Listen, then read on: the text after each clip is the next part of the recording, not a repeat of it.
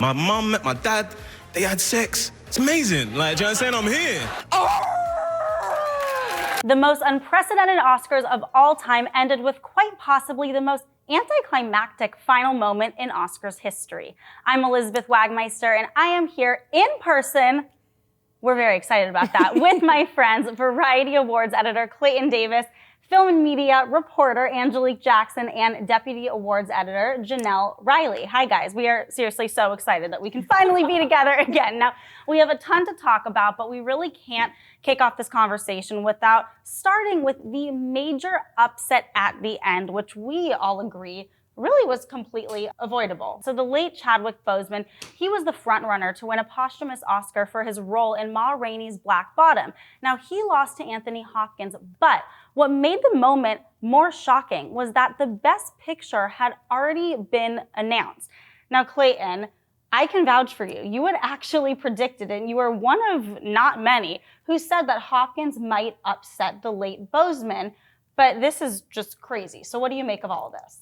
I make as in, you look at this year, this unprecedented, very long season, and you say, it was already stretched out. The Oscars have a get out of jail free card. Mm-hmm. Whatever the ceremony looks like is going to be what it looks like, and you just say it's because of COVID. But somehow they still managed to make it a talking point by moving Best Actor to the final award of the evening, which had all of us thinking, do they know that Chadwick won then? And then obviously it was proven that they didn't know that. Right. And I don't know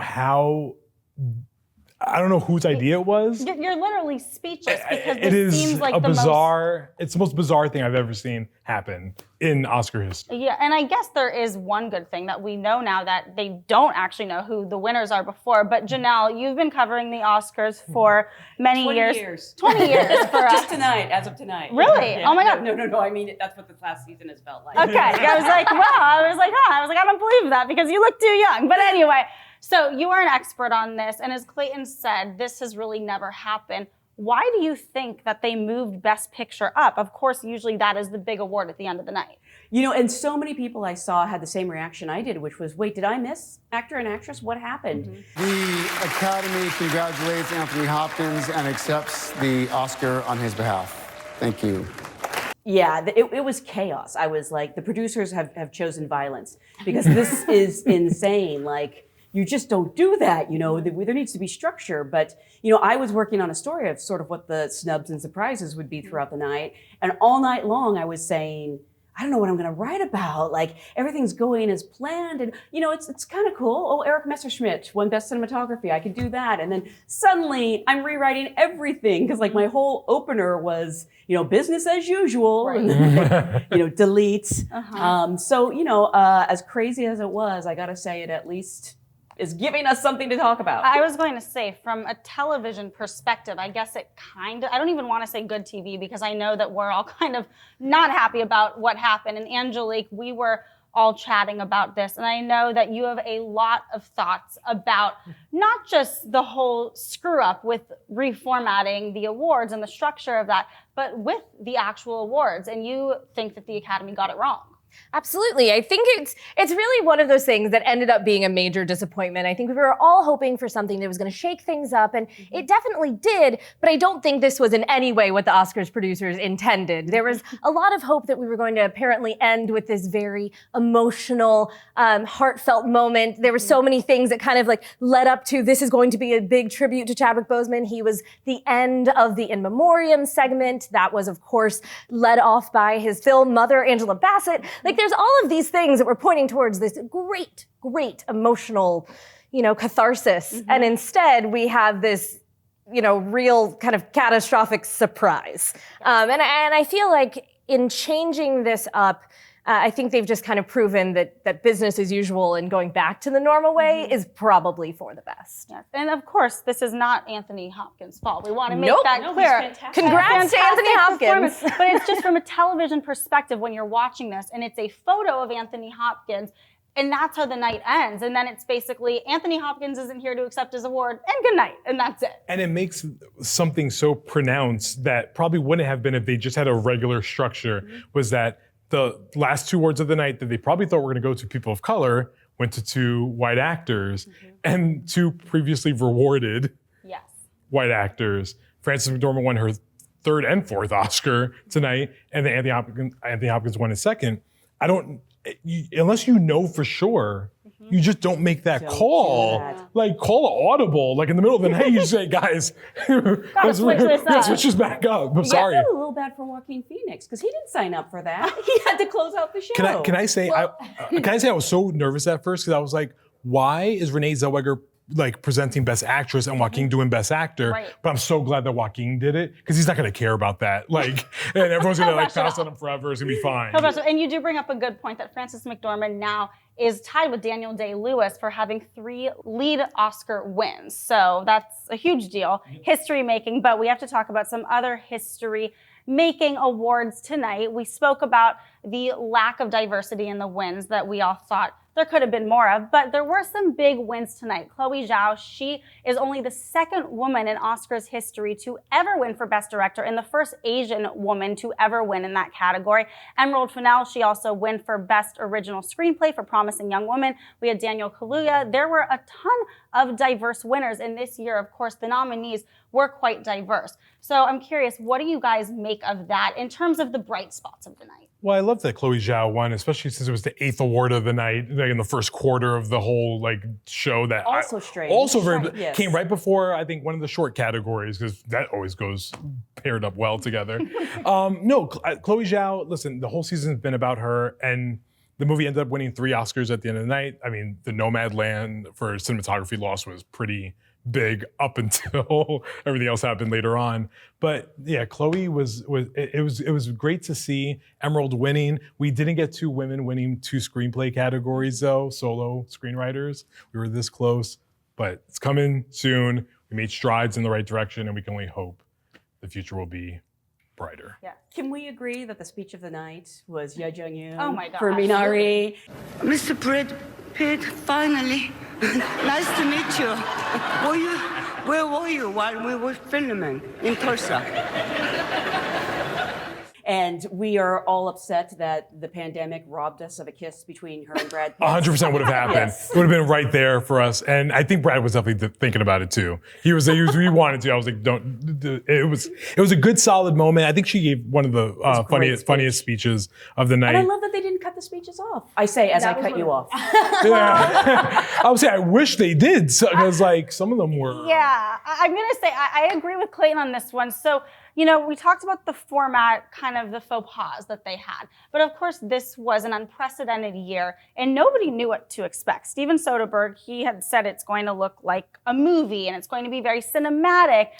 I didn't feel like this was a movie. I just felt like it was an award show with really, really long speeches. And by the way, this ran well over 3 hours. So Angelique, I'm curious, what did you think? Was this like a movie or was it just another award show? I would say it was more of a play. Oh, that's good. More of a play than a movie, but it was a play with some of the best actors that you can ask for. It was nice that they kind of borrowed a little bit from the SAG Awards and made it a little bit more personal and gave people a chance to talk about their career in the movies. It was wonderful to get to see Glenn Close really shake it up.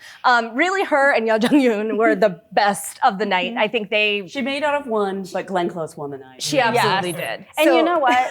Glenn Close, she really kind of saved that trivia moment because when they were playing a game of trivia, I thought we were being punked. I mean, do we need to add more runtime to a show? But then Glenn Close, she totally saved the night. That's the audience participation part of the play that happens, that everyone loves so much. The worst part of any play. Audience when they come out to the audience and tell you to jump Unless in on you have it. Glenn Close in your audience. And then that's I would fine. There you go.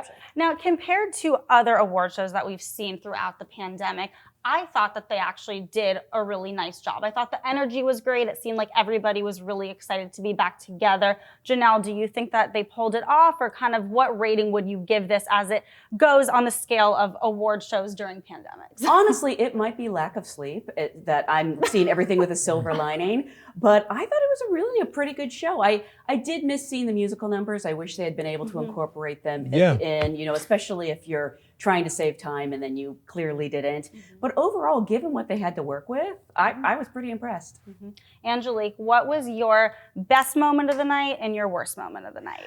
For me, the best moment of the night was Daniel Kaluuya's win for supporting actor. I have been waiting for this, predicting this since 2017, and it was thrilling to get to see him finally get that trophy. And you know, he of course has skated through award season. We all knew that he was going to win this award, but I'll be honest, I was actually really, really nervous that he wasn't going to win. I knew that there were other things that could go wrong, but I was just like, don't win every single award and then come to the Oscars and not.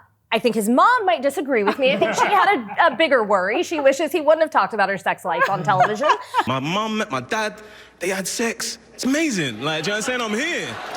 But that's neither here nor there. He now has an Oscar, and I'm sure at least she's he wasn't happy. frozen on Zoom like he was at the Golden Oh my Globes. God. The audio. Yeah, and I appreciated that he and Laura got to have a better moment during this show instead of that awkward, I'm frozen on Zoom. Instead, she got to tell him, you know, how great of an actor he is. And I was like, this is the way you guys want to have this award season go. Yes, and what was your worst moment, Angelique? I think actually my worst moment was seeing Viola Davis lose another well-deserved Oscar. This has happened before. This happened for The Help. And I just am really disappointed because there was so much talk leading up to this about how we haven't had a Black woman win the Best Actress category in now nearly 20 years. We had Halle Berry on the broadcast. They were gunning. Everyone, all the clues were pointing to We it. all knew that we were going to have, you know, we had 9 of our acting nominees as people of color. It was a huge disappointment not to see her get up there in that beautiful white gown and win. So that was probably my bummer. And of course, with Halle Berry presenting that, she remains the only Black woman to have won for Best Actress in 93 years. Now, Janelle, you always write our Snubs and Surprises. I know the biggest surprise for everyone was the final moment. So I'm going to ask you, what was your biggest snub of the night? I mean, if we're talking personally, I really wanted Husavik to win Best Song. But if we're talking sort of general agreement, The Trial of the Chicago 7 was the only Best Picture nominee that went home empty-handed. It was actually a really nice distribution of the awards where, you know, Mank got 2, Judas and the Black Messiah got 2, and even Sound of Metal got 2, which was great. But for The Trial of the Chicago 7, which, you know, a lot of people thought might take Best Picture, and did win the SAG Ensemble Award, to go home empty-handed was a little bit of a bummer. And that, of course, is on Netflix, which still did lead with 7 wins of the studios. But Clayton will tell you that they probably wanted more than that.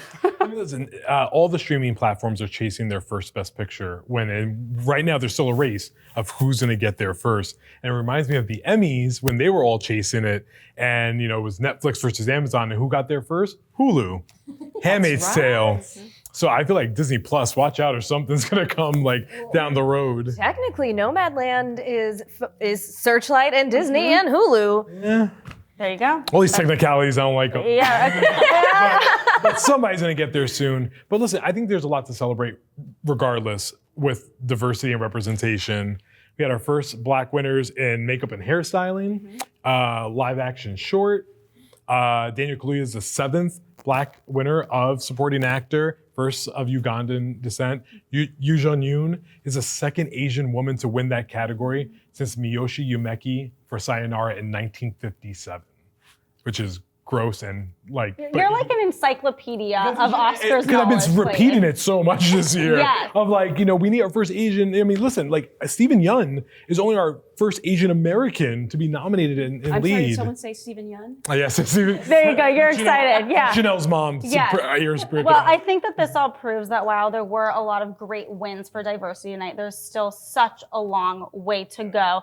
And I know that what we're all keeping an eye on now is we are getting ready to go to sleep. So when we wake up tomorrow morning to see what the ratings are, because ratings have been down for all award shows throughout the pandemic. I know we all kind of like this show, but I'm gonna, not to be a downer, I'm gonna predict that it's not gonna be huge viewership, but we'll see. Oh, Janelle, she's like, what? She's mad at me with that. I'm just thinking, like, you don't want to be a downer. It's like, no, let's be consistent with the show and end on kind of a strange note. A strange note. All right. Well, we will. it was fine up until the end. There you It was go. fine until the end. And they definitely made the play for the ratings at the end. That was the goal. The goal was to keep the people watching, Right. and they did. They did. and then the people watched. And now they're all mad. And then it went womp, womp, womp. So we are going to wait and see along with everybody else. But thank you so much for joining us on Oscars Night.